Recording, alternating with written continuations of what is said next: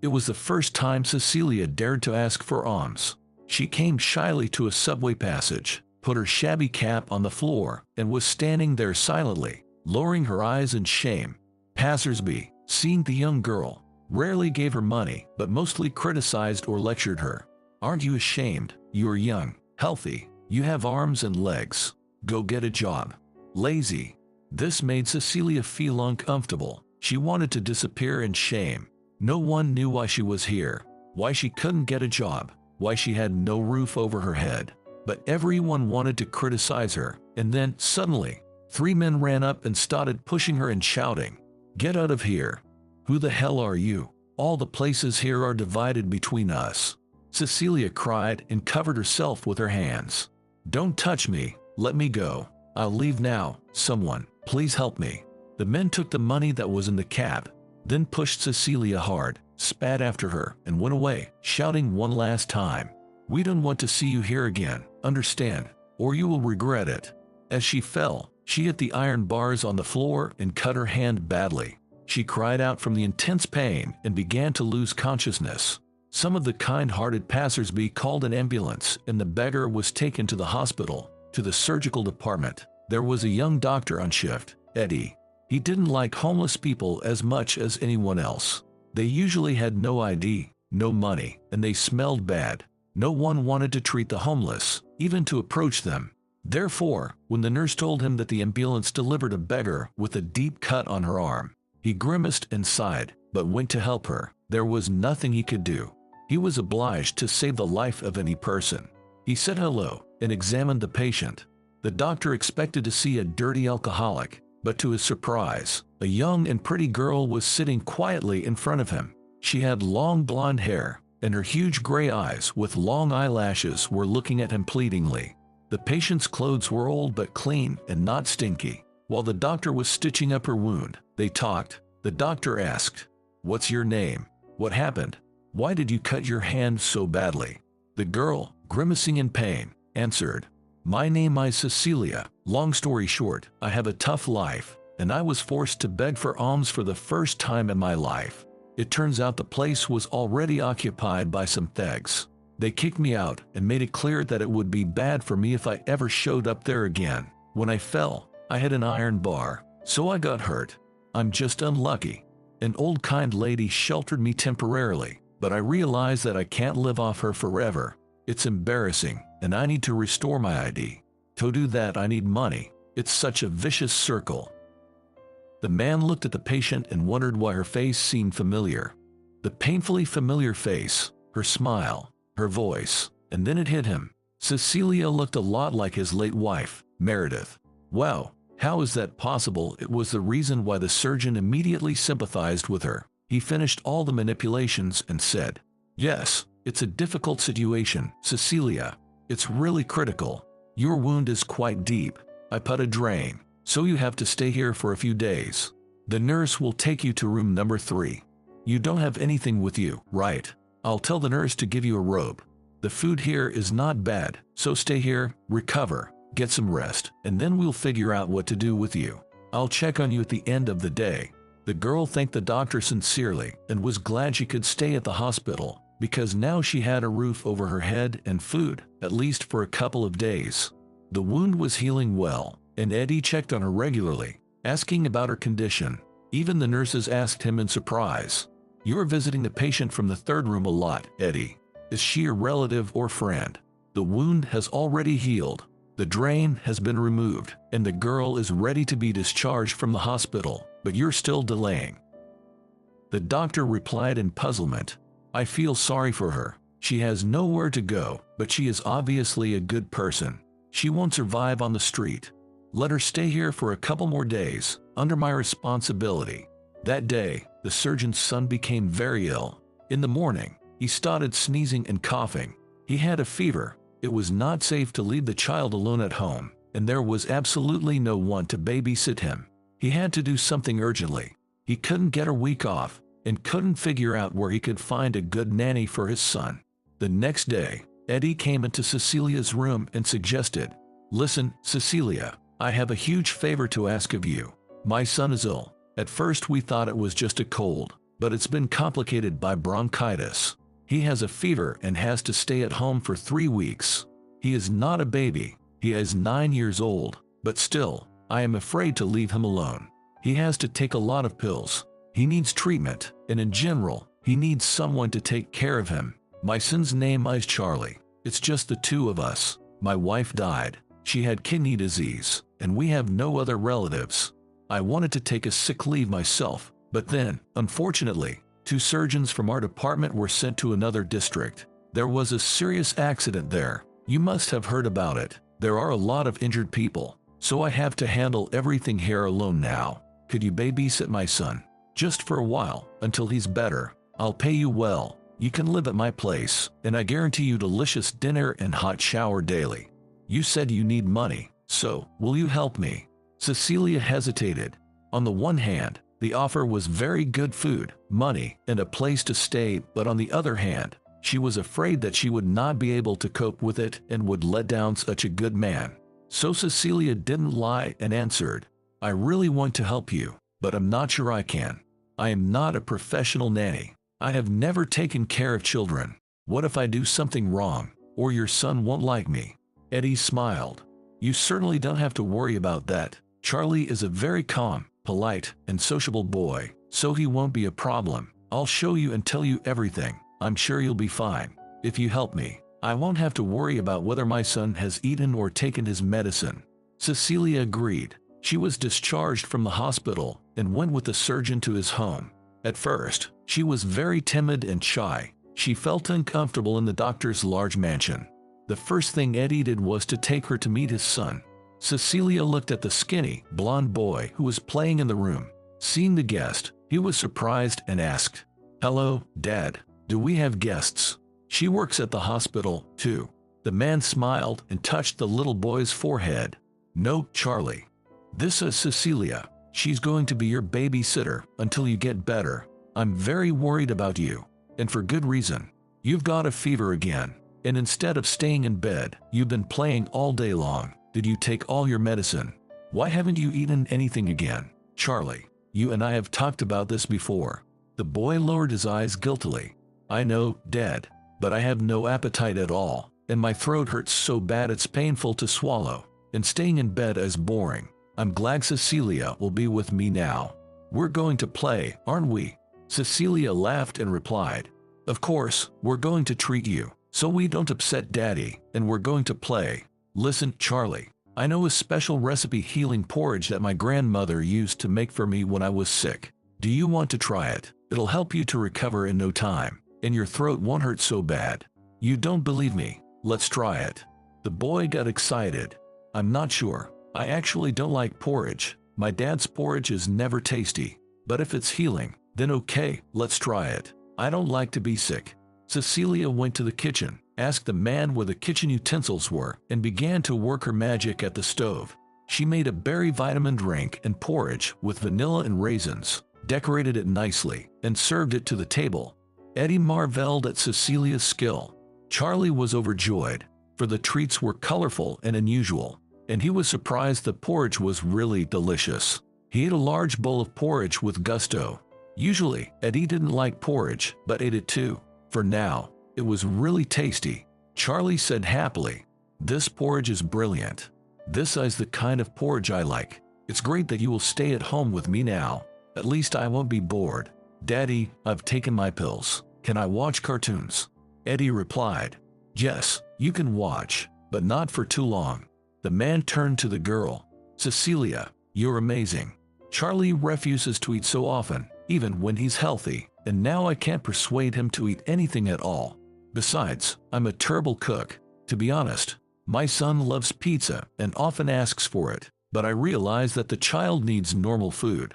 I try to cook something healthy every week, but my son doesn't like my food very much. But he finished the meal that you made in a second, and it seems that you two have already made friends. I'm glad. Come on, I'll show you your room.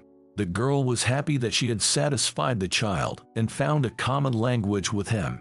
She began to get used to her new home. The room Eddie offered her turned out to be wonderful, spacious, full of light, with a balcony. There were various perfumes and makeup items on a small dressing table. Cecilia looked at everything curiously. The man said, "This is my late wife Meredith's room. I couldn't change anything in here after she died. You will find clean linens and towels in the closet, and feel free to take any clothes. Everything is new, never used." Meredith loved shopping and always bought a lot of clothes ahead of time. "Well, make yourself comfortable. The bathroom is down the hall on the left. Good night." Cecilia enjoyed the hot bath, washed her long blonde hair with expensive shampoo, wrapped herself in a warm terry cloth robe, and sighed blissfully, thinking to herself, very little is needed to make a happy life.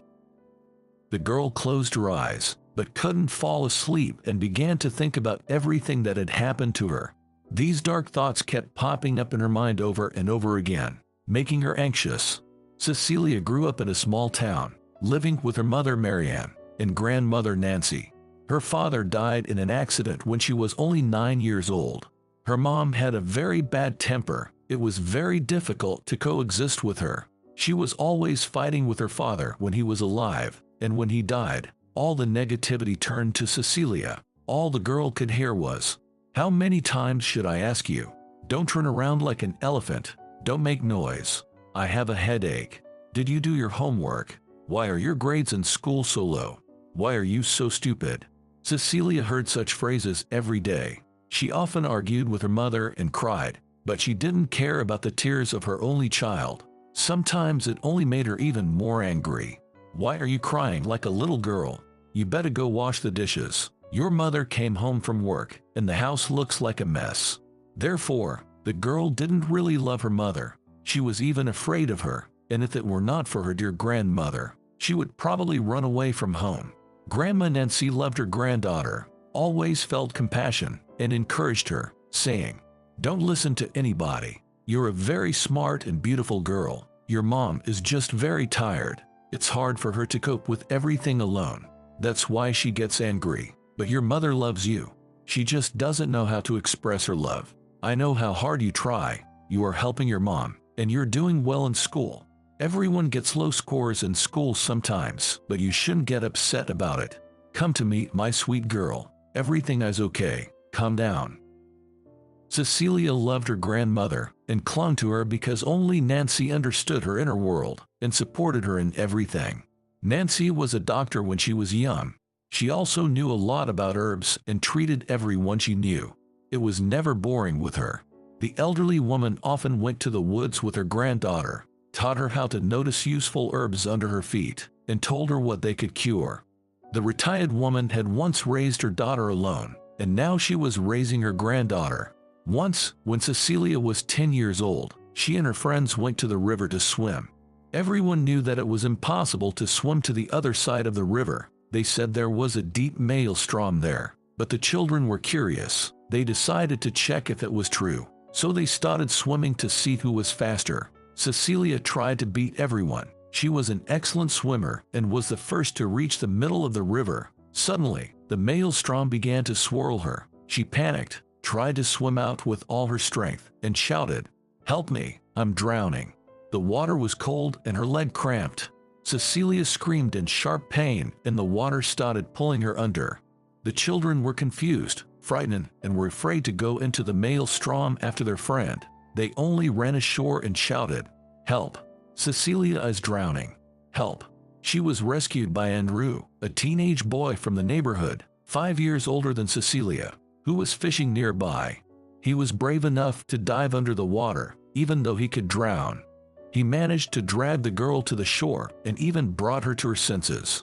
Cecilia was in shock, coughing, crying, and thanking her rescuer. Since that day, the kids became best friends. They loved to walk along that very river, chatting about all sorts of things, sharing their joys and sorrows. When they grew up, this faithful childhood friendship developed into the first innocent love. The guy courted Cecilia tenderly, gave her wildflowers, and never allowed himself anything superfluous. But her mother was against this relationship and scolded her daughter. "Are you going to your Andrew again? You're only 16 and already going on dates. If you get pregnant, I will kick you out of the house. I'll lock you up and you won't go anywhere. It's too early to go out at night. You should think about your studies and help your mother." Cecilia sobbed and waited for her mother to fall asleep. and then she slipped away to spend at least an hour with her beloved. Her heart was waiting for these meetings. Her grandmother understood her better than anyone and often stood up for her granddaughter. And then an irreparable grief happened. Grandmother died. She died quietly and painlessly. She fell asleep and never woke up again. Cecilia suffered a lot, often went to her grave, and out of habit shared all the news only with her dear grandmother. After the death of her grandmother, her mother became insane. There were constant quarrels in the house. And then Marianne suddenly decided to sell her house and move to the city to start a new life. Cecilia was against it. She didn't want to leave her hometown, where everything was so dear and familiar. And most importantly, she didn't want to part with Andrew. But her mother wouldn't listen. "You are too young to tell me how to live. I'm sick of this life. Do you think it's easy to work on the farm day and night? And there's no future for you here. You can go to school in the city to become a seamstress. You're good at it. Don't cry. You'll thank me later." Cecilia sobbed. "Mommy, please, let's not go anywhere. I love Andrew and I don't want to leave him. Don't you understand? I can't live without him." But her mother only said indifferently, "It's just childish silliness. You'll meet 100 more guys like Andrew. I've made up my mind. In a week we'll sell the house and go to the city." So, her mother took Cecilia to the city, almost by force, without even letting her say goodbye to her beloved. When they moved to the city, they rented an apartment on the outskirts. Her mother got a job in the kitchen, and Cecilia went to college to study seamstressing. But she didn't like life in the big city. Everything was wild and uncomfortable, and most importantly, the girl longed for her boyfriend and couldn't forget him. She often saw Andrew in her dreams. He was looking at her and smiled, handing her wildflowers. After these dreams, the girl's pillow was always wet with tears, and her mood was ruined. 3 years passed quickly. Cecilia almost finished her studies, but her mother was getting worse, and her health was failing. She was dying before her eyes. She lost a lot of weight and looked weak, and she had no appetite, but she refused to go to the hospital until the last minute. She was sure it was due to lack of sleep and exhaustion at work. And when Cecilia finally persuaded her to go to the doctor, the verdict was shocking. They didn't even offer her any treatment, saying she didn't have much time left to live. The news shocked Cecilia.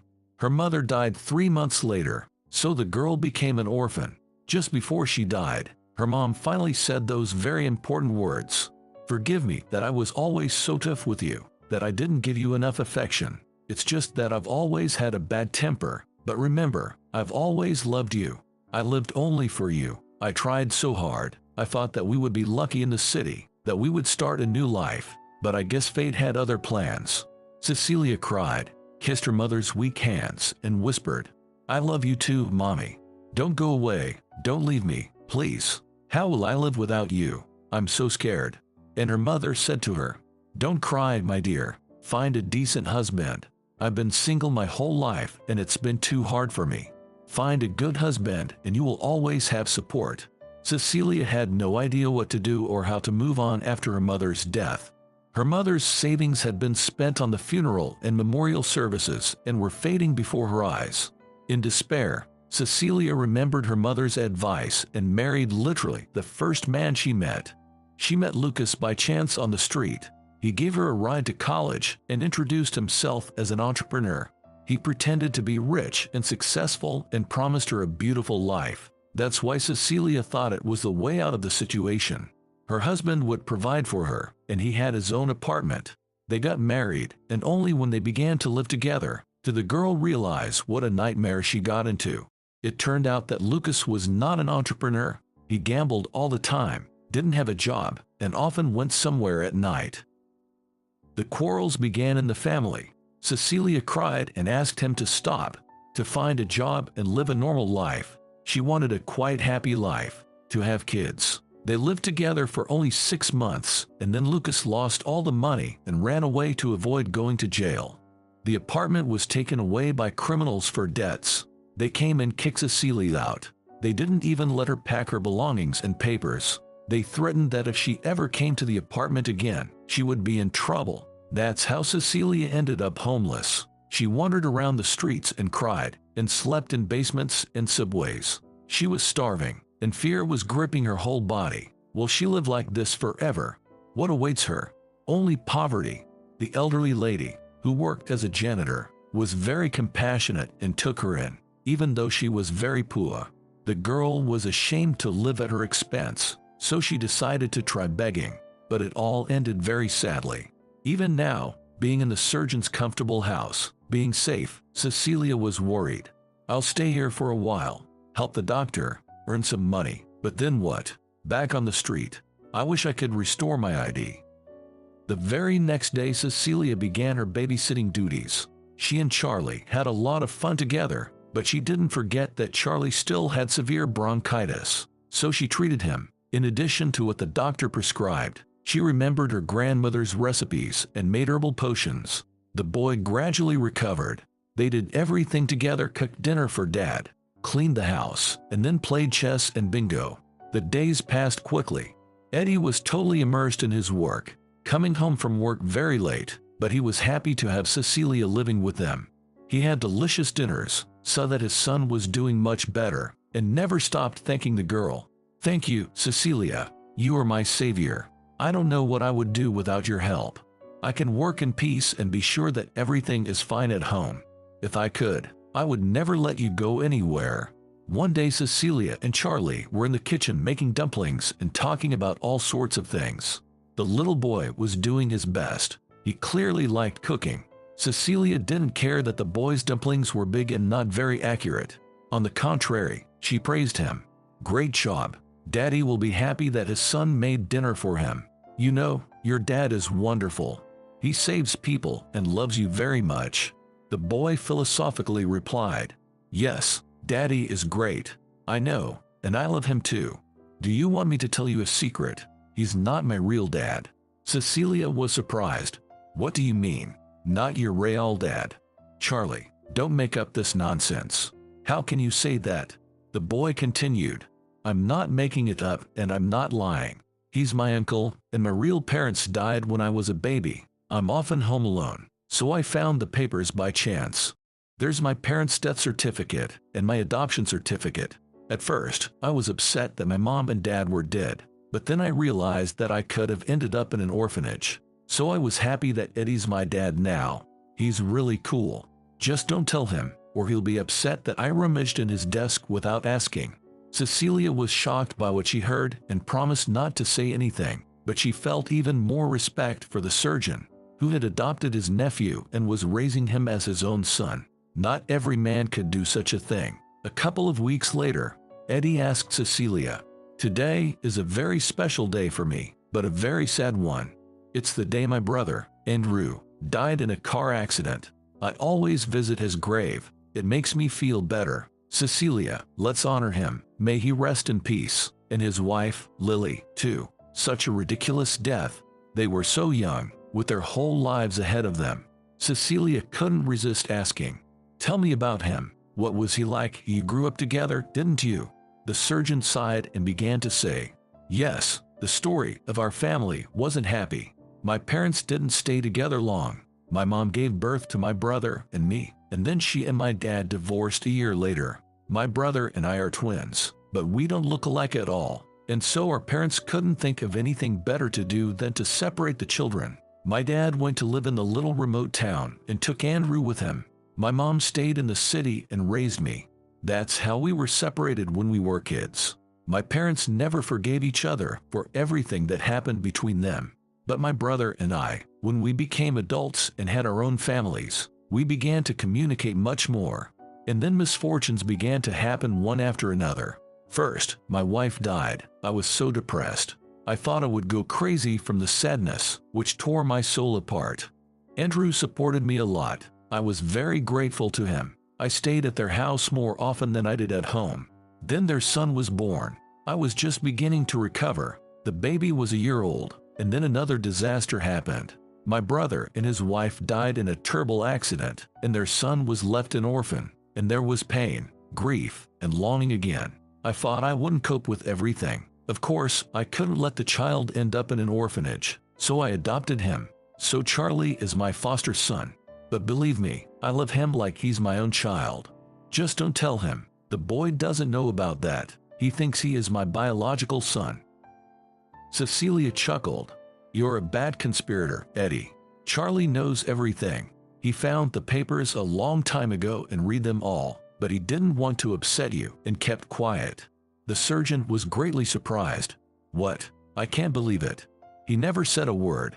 He's incredibly wise for his age. Well, maybe it's better that way. I'd have had to tell him sometime anyway. Cecilia asked, Can I see a picture of your brother? I'm wondering if Charlie looks like him. The surgeon replied, Sure, I'll get the album now. Eddie opened the album and began to show the photo. Here, these are my parents, young and happy. I can't even believe they are gone. And this is Andrew and his wife, Lily. As you can see, we don't look alike at all, even though we're twins. And this is him as a child, the only picture I have left. He's so funny, skinny and tall. Cecilia took a closer look and shrieked, No way, Andrew, he's from my hometown.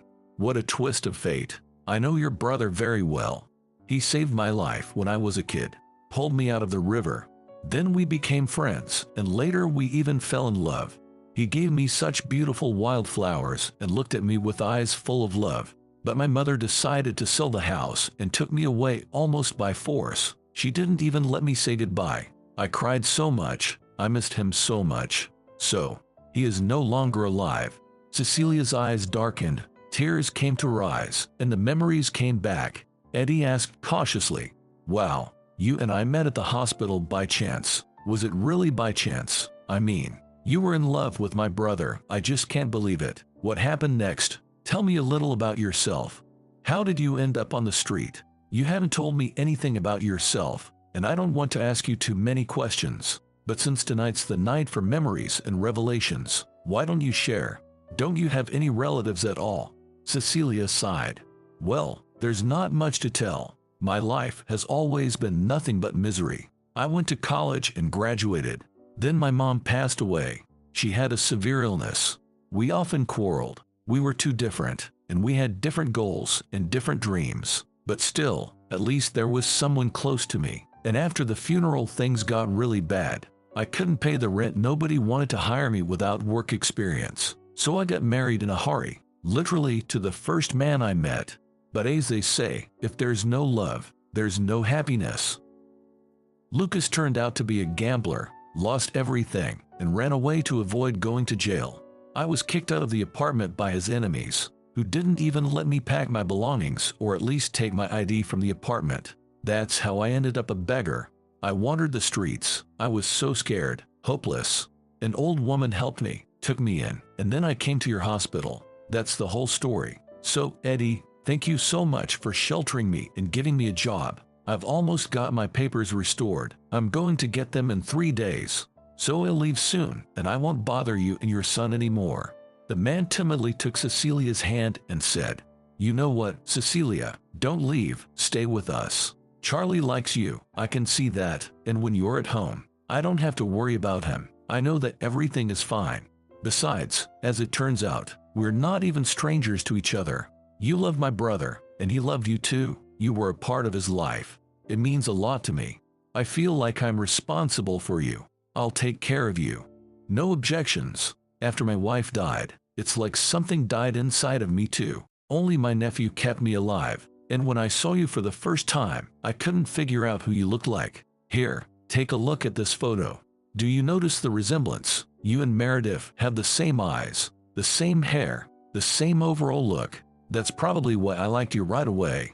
I feel some warmth towards you as if you are not a stranger to me. Cecilia was sincerely grateful to the surgeon. To the point of tears, she murmured, Thank you, Eddie. I'll happily accept your offer. I really don't have anywhere else to go. I don't even want to live when I think of going to the subway again. Your place is warm and cozy, and Charlie and I are already best friends. Can I ask you one more thing? I hope you don't find this impertinent. I'd really like to work. I've been good at sewing since I was a kid, and I learned a lot of things in college. I could work from home and take orders. I'd really like to try. I saw a sewing machine in your closet. Can I use it? Eddie laughed. Why do you even ask? Take whatever you need. There's not only a sewing machine in there, there's also fabric, needles, and everything you need to sew. My mother sewed well. She loved it. It's her sewing machine. so you can use it. I'll ask at work. Maybe someone needs to sew something. Also, you can advertise on the internet. Charlie can help you with that. I'll be glad if you will do something you like." Thus Cecilia stayed with Eddie's family. Gradually, the couple became so close that they started a romance. It all happened so spontaneously. Cecilia was washing dishes late at night when Eddie suddenly approached her quietly from behind and hugged her, began to kiss her neck, and whispered, "Cecilia, sweetheart, I feel so good and peaceful when you're home, by my side. You know, I love you. Be my wife. After all, we already live almost like a family." At that moment, everything exploded inside Cecilia, and an avalanche of tenderness and passion literally burst out. She'd been waiting for those words, dreaming of them, but she'd been holding back her feelings, wanting Eddie to make the first step. She put her arms around his neck, and they kissed so passionately that it seemed they were floating above the ground. Cecilia and Eddie had a modest wedding. The surgeon had invited only a few friends. Charlie accepted the news with joy. He got used to Cecilia long ago, and without noticing it, he began to call her mom more and more often.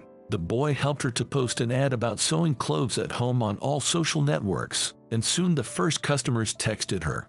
The woman quickly mastered the sewing business and got not only pleasure from work, but also a good profit.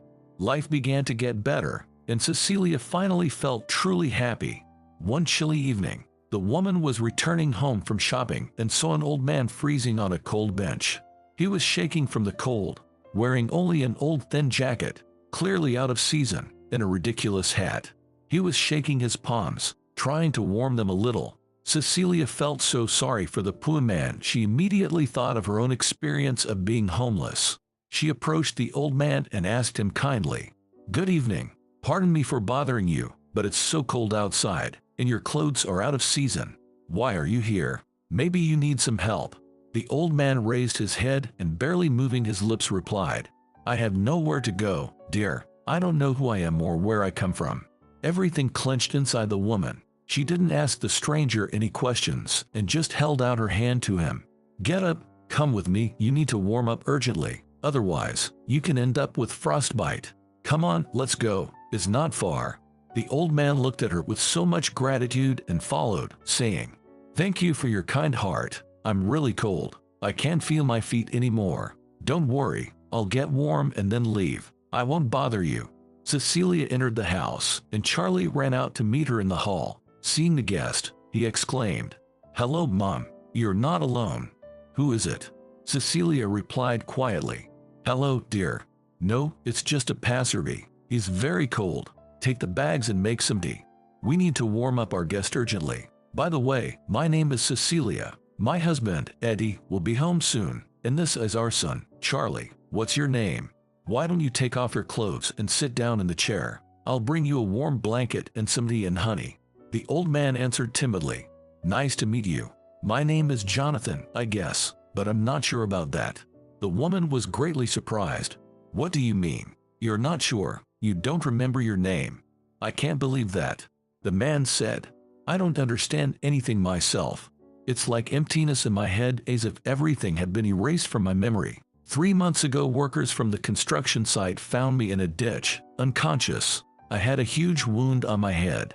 They asked me who I was and where I was from, but I didn't remember anything, so they started calling me Jonathan. They gave me some clothes and fed me. I had no money, no papers. I'm wandering the streets like a stranger, hoping to remember something." Cecilia only shook her head. Jonathan wasn't lying. She could see it in his eyes. There was such longing in them. The woman pulled a clean towel and bathrobe from the closet and handed it to the man. "I will not let you go back to the freezing streets. Here, take it and go take a hot shower. I'll show you everything now. Meanwhile, I'll make dinner and prepare a room for you. You can stay with us for a while." Jonathan almost cried with happiness. "Thank you, Cecilia, but I don't want to bother you. What if your husband doesn't like it? After all, you don't know me at all. I'm just a stranger, but you let me in. I feel so embarrassed." The woman comforted her guest. "Eddie will definitely understand and won't mind. It's hard to believe, but I used to live on the streets too. Eddie sheltered me, and then we fell in love and got married. He has a good heart. I understand you very well. better than anyone else. I was helpless and miserable too, except I didn't lose my memory. Good people with a kind heart helped me. So, I just want to help you too. And don't worry, you don't owe me anything in return. Okay, I'm going to the kitchen. I'll wait for you there. While the guest was taking a shower, Eddie came home from work. Cecilia briefly explained the situation to him and asked anxiously, "I'm sorry I took Jonathan home without asking you. Are you mad?" "It's just that I felt so sorry for him. He could have frozen to death." The man put his arm around his wife and pulled her gently against him. "I'm not mad, and I don't mind if someone is in trouble. We should always try to help them." The elderly man came out of the bathroom, and Cecilia was shocked. Now he didn't look like a homeless man at all. A well-looking gray-haired man with huge sad eyes stood before her. He looked more like a scientist or a lawyer than a homeless man. The woman introduced the guest to her husband. Everyone sat down at the table to have dinner. At first, Jonathan was a little shy and timid, but Charlie was talking non-stop, telling him about his crafts and hobbies, and Jonathan calmed down and relaxed. Eddie, hearing Jonathan's story, immediately offered his help. "You know what? Nowadays, there are many different techniques to bring back a person's memory. If you want, I'll take you to an expert tomorrow. We'll try hypnosis and medication. What if it helps? The sooner we start treatment, the better the chances of success." Jonathan was overjoyed. "Thank you, Eddie. I agree to all kinds of treatments. I want to find out who I am. Maybe I have relatives. I'm just wandering around like a ghost, and there's nothing but a void inside me. When I look around, I don't recognize anyone or anything. It's so scary." Charlie exclaimed excitedly. "Grandpa Jonathan, you are going to live with us now. That's great. Do you know how to make airplanes or ships out of wood?" "I have a wood carving kit, but my dad doesn't have time to teach me how to do it." Tears came to Jonathan's eyes. He was so grateful that he was so warmly welcomed by this family, like he was not a stranger, like it was his own family, and he said, "Sure, kiddo. I have plenty of time. We'll make the best wooden ship, I promise." The next day, Eddie took Jonathan to a therapist, as promised, and the therapist agreed to treat him. He prescribed medication and hypnosis sessions, and the miracle happened. A month later, the old man remembered everything, but what happened to him shocked everyone. It turned out that the man's name was not Jonathan, but Lionel. He was not a retiree, but a well-known businessman. He owned a network of grocery stores in the city, and his stepson, Vincent, wanted to get rid of him and get his business. In fact, relations between them have always been tense, and Lionel didn't want to let this greedy and dishonest man enter his business and was preparing this position for his own son from his first marriage, Dennis. The boys were the same age, and both studied at the University of Economics, but only Dennis really loved his father, worried about him, and tried to help him in everything. And Vincent only skipped classes, had fun, and then paid bribes to the tutors to pass the exams. His mother, Lionel's second wife, tolerated her son's behavior and hated Dennis, who was too smart and decent. So they decided to get rid of the head of the family. First, they should kill Lionel, and then figure out what to do with his son. That day, the businessman was on his way home after an important meeting, but his car broke down suddenly. Lionel decided to take it to the car service for repair. He decided not to take a cab and to walk home on foot, as it was not too far away. And then, someone attacked the businessman, hitting him on the head with something heavy. Falling down, Lionel looked back and recognized his stepson. The guy was grinning, and he didn't even hide his face. Then there was another blow on the head, and then total darkness. When the elderly man remembered everything and listened to the tape the doctor had given him, he immediately decided to go to the police. The police found out that Lionel's biological son was looking for him. They started an investigation and even managed to find the construction workers who had rescued the businessman and pulled him out of the ditch. His wife and stepson were imprisoned, and the father finally met his son. Dennis cried and hugged his precious father. Lionel was also incredibly happy. Lionel told him the whole story and also introduced him to his saviors, Eddie and Cecilia. Eddie suggested, "I think it would be good for your father to go to the hospital and get her full checkup." Dennis supported the idea and persuaded his father to have a checkup, so he went to a paid luxury room. Eddie began his treatment. He was just going through all the patient's laboratory tests, and suddenly he saw something that made his glasses almost fall off. Lionel had a very rare blood type and phenotype, but it was exactly the same as Eddie had. It was an incredible coincidence. It only happened to close relatives. The surgeon got up and immediately rushed to the businessman's room and began to explain everything to him. Lionel, your test results are ready. You won't believe it, but you and I have the same phenotype and blood type. I'm not just surprised, I'm puzzled because it can be possible only if we are blood relatives. But how is that possible? My mom raised me. Her name was Eve. Does that name mean anything to you? Maybe you knew her. The businessman suddenly perked up. What did you say, Evie? Did she happen to study at the pedagogical university by any chance? The surgeon nodded. Yes, she did. She graduated from it and worked as a teacher for the rest of her life. So you knew my mom? Yes, I knew your mom. She and I had a short-term romance. I remember her. She was a very beautiful girl, but with a bad temper. We were very close. We had deep feelings, but somehow it didn't work out. Do you think I could be your father? Dennis answered resolutely. I suggest to make a test and check out all our conjectures. 3 days later, the test results were ready, and it shocked everyone. Eddie and Lionel turned out to be biological father and son. It was a 1 in a million chance. After being discharged from the hospital, the whole family reunited at Eddie's mansion around a big table. Dennis was overjoyed to hear that he had such a wonderful brother. He and Eddie immediately bonded and developed a warm, friendly relationship.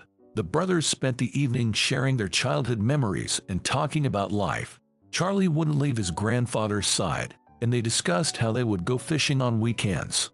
Cecilia was genuinely happy that her husband had unexpectedly found a big family. The woman watched them all talking and mentally thanked God that he had given her such happiness. To be a wife, to be loved, and most importantly, to be a mother. She considered Charlie her son, and she and Eddie even thought about having a baby together. After all, even Charlie had asked for a brother or sister many times. After she met Eddie, Cecilia's life was divided into before and after. It seemed to her that grief, death, poverty, betrayal, and all the horrors she had experienced had remained in her past life. There was only a happy future ahead because no matter what happened, a faithful and reliable man, her beloved Eddie, was always by her side. He will always support her and help her. Eddie also thought about how unpredictable and amazing life is. But life is very simple. You just need to do good to people, and it will definitely come back to you. All right, everyone's presentations are done. Nick, the manager, said as he tried to move the discussion forward. Excuse me, I haven't. I recently found out something. Nick interrupted me and began to speak. There's apparently someone in this department who didn't graduate high school and is just a part-timer. Meetings should be for employees only. Absolutely right. His lackey, Mike, of course, agreed with Nick. I'm leaving. After leaving the meeting room, I started to shut down my computer. I noticed that an email had arrived, not in my personal inbox, but in the company's shared email. Thinking, there's no point in speaking up, no one will listen, I went home quietly. The next day, I heard a commotion from Nick's desk. He was staring at his computer screen, his face pale. Nick? Is something wrong? Mike looked at the screen with him. And he turned even paler than Nick. Why is he so angry? Knowing the reason for Mike's distress, I thought to myself, serves them right. My name is Adam. My mother passed away when I was in the 9th grade, and I was raised by my father. Well, you could hardly call it being raised.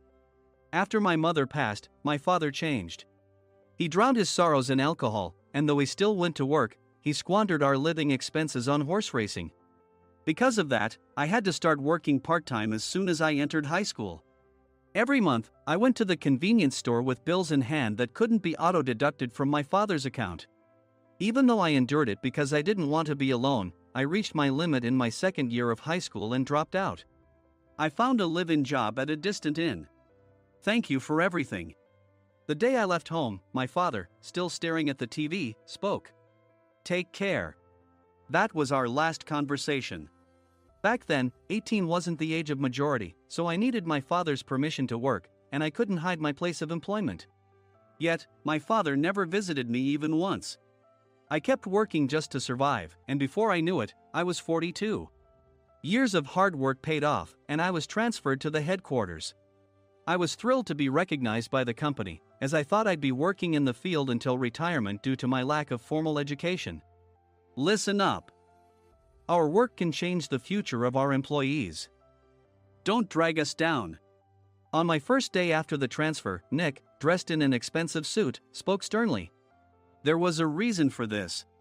Our inn was located in a prominent tourist destination, known so well that everyone in the state could sing its commercial jingle. At its peak, we had 5 locations within the state. But that was long ago. Due to financial difficulties and aging facilities, only the place where I had worked for many years and the original establishment remained. I was prepared to lose my job anytime, but now there was a glimmer of hope. With the rise of social media, the tourist area where the inn was located started gaining attention again. Depending on how hard the sales department, where I was transferred, worked, we could either thrive or be forced to give up this prime location to the new hotel chains continuously popping up. For Nick, who had switched careers from another industry to strengthen our sales, this was a battle he couldn't afford to lose. I understood why he had to be strict. I will do my best. Nick sneered at my enthusiastic declaration. Did you not hear what I said? I'm sorry. I thought I was listening carefully. Out of habit from years of customer service, I apologized reflexively, though I had no idea what had offended him. Someone was watching me with a smirk. In this department, there are those who are expected to excel and those who have been shoved here because they have nowhere else to go. You are the latter. It was Mike, the section chief. He's 7 years younger, at 35. But he was called to headquarters much earlier than I was and had been moving around within the headquarters ever since. I'm not jealous, but I can't accept that he's my boss. Graduating from a prestigious university, he has an unusually high pride and caused many problems as a newbie, making things very difficult for me when I was the front desk leader. When I found out Mike was transferred to the sales department a month before me, I was disheartened. Mike is right. With just a middle school diploma, there's not much you can do. Don't even think about achieving results. As if I didn't exist, Nick remarked, I'm thirsty. Mike eagerly ran to the coffee maker. It seems Mike is Nick's lackey. I regretted being happy about my transfer to headquarters, wishing I had stayed on site forever. Send a direct mail to every company on this list by the end of the day. Nick only assigned me tasks that even a new graduate could handle. What? There are over 1,000 companies. You want me to send to all of them by today? Yes, if you and your fellow misfits split the work, even those with nowhere else to go should finish by today. I glanced at the employees typing away expressionlessly. They were worn out from customer service, only thinking about leaving on time, or were women reassigned after having children, with zero motivation for work. Even Sam, a new graduate from the same university as Mike, who was supposed to be among the expected achievers, had no enthusiasm for the job, having joined the company wanting to do customer service. I don't care what they say, I plan to quit anytime, he said. Only Nick and Mike were highly motivated, making all the decisions between the two of them. I originally only wanted to work at the inn to survive and had no particular attachment to this job. I swallowed my words, thinking I had no right to reprimand them. About a month after the transfer, Nick told us with a frustrated look. To commemorate the 50th anniversary, we've decided to create a plan exclusive for one group per day. Originally, Mike and I were supposed to come up with it, but our president, Mr. Thompson, insists on hearing everyone's opinions. So, you all get a chance. As Nick explained, Mike began handing out prints. Make sure not to embarrass Nick. If your ideas are half-baked, you'll have to redo them. It seemed that they had printed his handwritten notes by Mr. Thompson, which included several questions and a section for free responses. It made sense why Nick had to seek our input, given that all responses had to be submitted to Mr. Thompson. We were given a week to think about it, and a meeting was scheduled to compile our ideas. My plan is to let guests enjoy both the old and modern America. Nick began the presentations. Guests would watch a master confectioner at a nearby traditional sweet shop make sweets in front of them. The welcome drink would be premium tea in a bottle. Nick's plan was certainly attractive. After his presentation, Nick called on us to present in the order we were seated. Just as I stood up for my turn. "All right, everyone's presentations are done." "Excuse me, I haven't. I recently found out something." Nick interrupted me. "There's someone in this department who didn't graduate high school and is just a part-timer." He was likely talking about me. I joined the company as a part-timer and was made a full-time employee when I turned 20. That was 20 years ago, so Nick and Mike probably had no chance to know until recently. Meetings should be for employees only. Absolutely right. After that, Nick kept creating opportunities to solicit everyone's opinions, purposefully excluding me from speaking. The meeting unexpectedly heated up and went past the scheduled end time. A few people asked to leave, and the discussion continued with the remaining few. "Still here?" Normally, you'd leave in that situation. Though I had no attachment to the job initially, hearing kind words from customers made me want to make them happier. For someone like me, with nowhere to go, the inn was my home and customer service was my life. I felt pathetic about my current self. "I'm leaving." I left the conference room and started shutting down my computer. I noticed an email had arrived, not in my personal inbox, but in the company's shared email. Thinking no one would listen to what I had to say anyway, I quietly went home. The next day, while preparing the DM as instructed, I heard a commotion from Nick's desk. In his haste to stand up, he hit his knee on the desk. He stared at his computer screen, his face pale. "Nick! What's wrong?" Mike, thinking he should be the first to rush over, approached Nick while still wearing his coat. He peered at the screen with Nick. And he turned even paler than Nick. Why is he so angry? Who is responsible for this company? Nick, more irritated than ever, asked, and Mike answered without checking. Probably Sam. Sam wasn't there because he was attending a morning training session for new hires. Nick gave up on getting angry and returned his gaze to the screen. They were looking at an email that arrived right after the end of the working day yesterday. Apparently, no one, including me, had checked it before leaving. The email was from a large company that used us for their annual employee trips. The president and executives of that company also frequently used our services personally. President of the company, Mr. Mason himself, had declared that neither he nor his company would ever use our services again. Well, some companies cancel their employee trips or stop using our services due to financial struggles. Let's just move on. Mike kept wiping the sweat from his forehead with a handkerchief. Knowing why Mike was so agitated, I quietly watched their interaction. Do you know how much revenue we get from that company? We can find other guests to fill the rooms, but we'll lose the banquet costs, gift shop revenue, rental car fees, and more. Moreover, the gifts were supposed to be prepared by the traditional confectionery shop involved in Nick's proposed plan. If it's known that we incurred such a huge loss at this critical time, Nick's position in the company would be jeopardized. Nick took a deep breath, seemingly trying to calm himself. All right, Mike. Go to New York right now and apologize to Mr. Mason. What? You're coming with me, right? I have urgent work to do. I trust you, which is why I'm entrusting this to you. Please. Mike, believing Nick's sincerity, agreed with a determined look on his face, saying, yes. That's Nick for you. Even if Mike went to apologize, Nick would shift all the blame onto him if the client didn't change their mind. Well, it was Mike's fault to begin with, so it served him right. About 3 hours later, Sam answered a call from somewhere and repeatedly apologized, saying, I'm very sorry. Everyone watched to see what was happening. After ending the call, he informed Nick with a weary tone. When Mike arrived at the client's company, he only made things worse, further infuriating Mr. Mason. He was demanding, get his boss here immediately. It was no wonder Sam was exhausted, dealing with such a call right after returning from training. What is that idiot doing? All right, Adam, you're coming with me. If sacrificing Mike didn't work, then I must be next.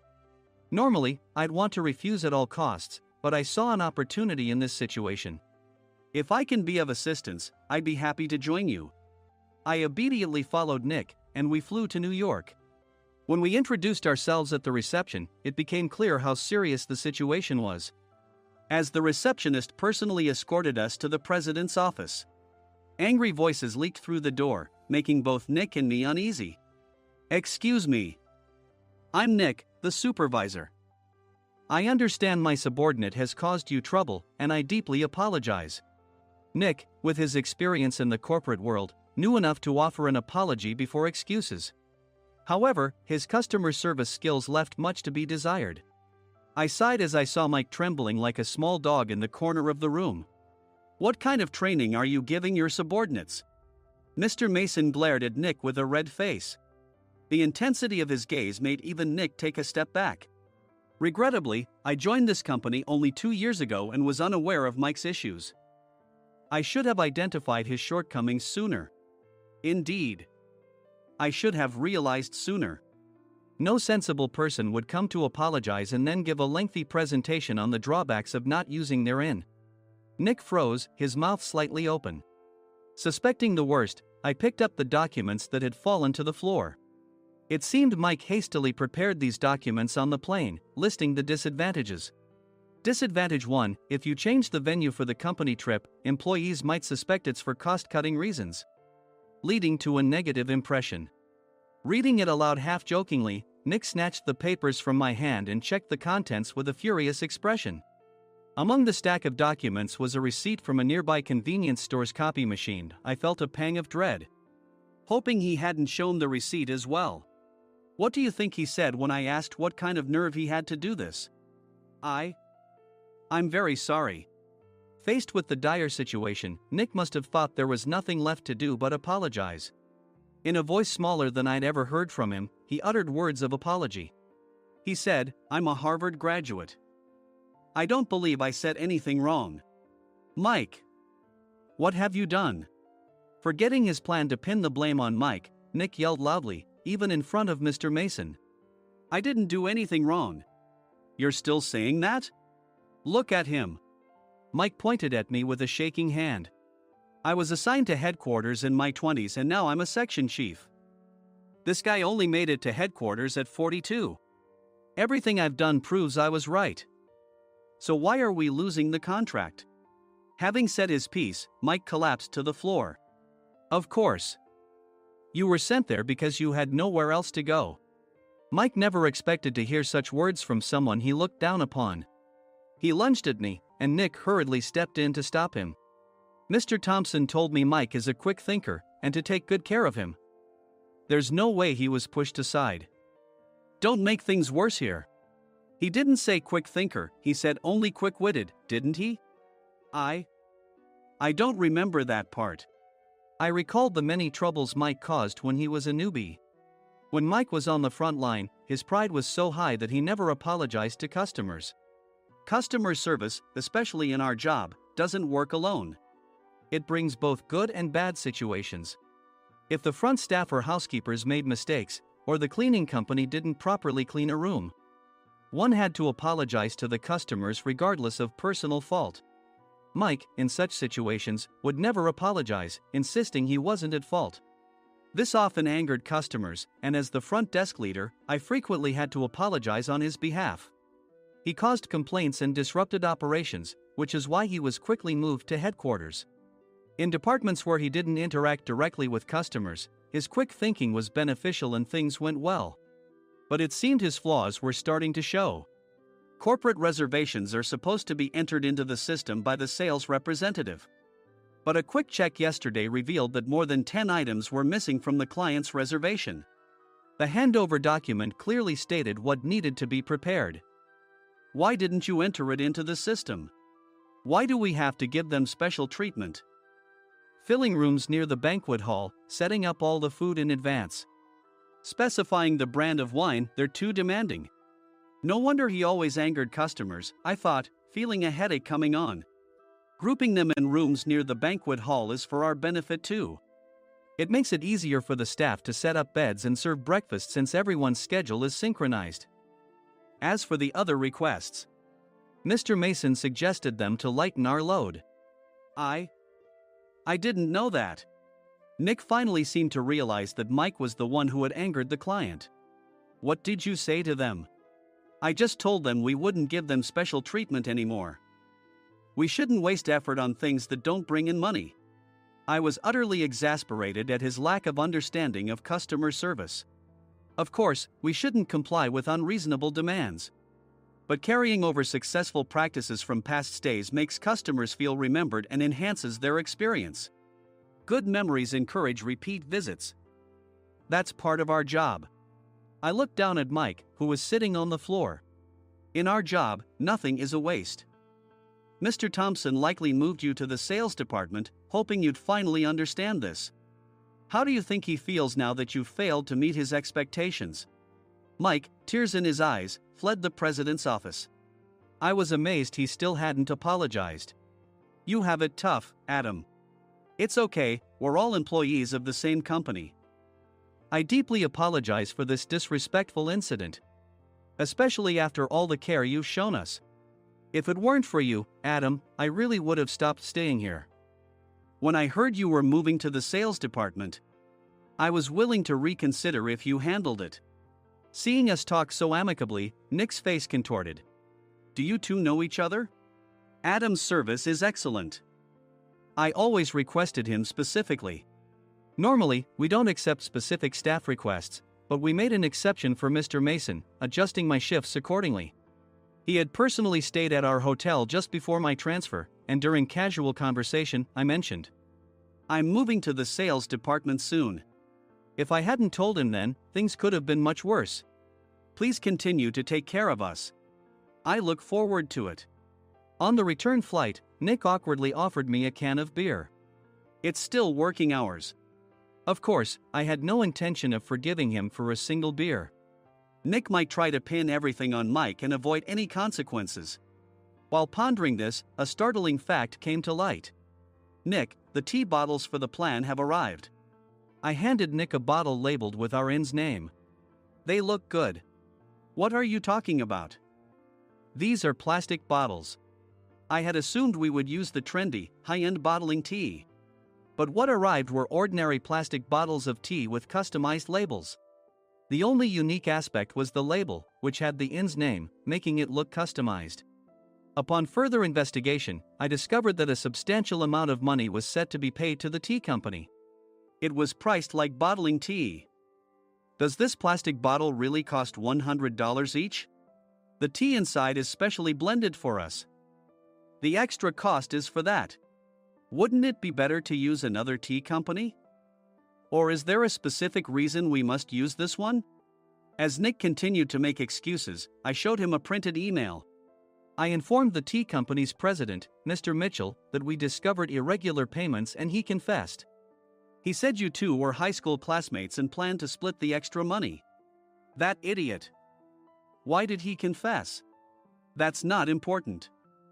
You should worry about yourself, this could turn into a police matter. Opening the bottle cap, I suggested. How about calming down with this tea? It supposedly has a relaxing effect. Nick drank the tea frantically. In the following days, decisions were made about their fates. Mike was reassigned to the General Affairs Department, with no chance of transfer or promotion, as per Mr. Thompson's orders. As for Nick, since the payment to the tea company hadn't yet been made, he narrowly avoided legal trouble. Instead, he was encouraged to leave the company, and to avoid further complications, Nick submitted his resignation. Rumor has it that connections between HR departments have made it difficult for him to find new employment. Even though it was good to have those two gone, something unexpected happened in the sales department. Everyone became motivated and united in refining the 50th anniversary plan. In the end, my plan was adopted. We collaborated with the Tourist Information Center to provide personalized guides. The plan, tailored to the number of guests, was truly special for the 50th anniversary. Hey, is Adam's family coming to stay? I immediately booked that special plan for my family.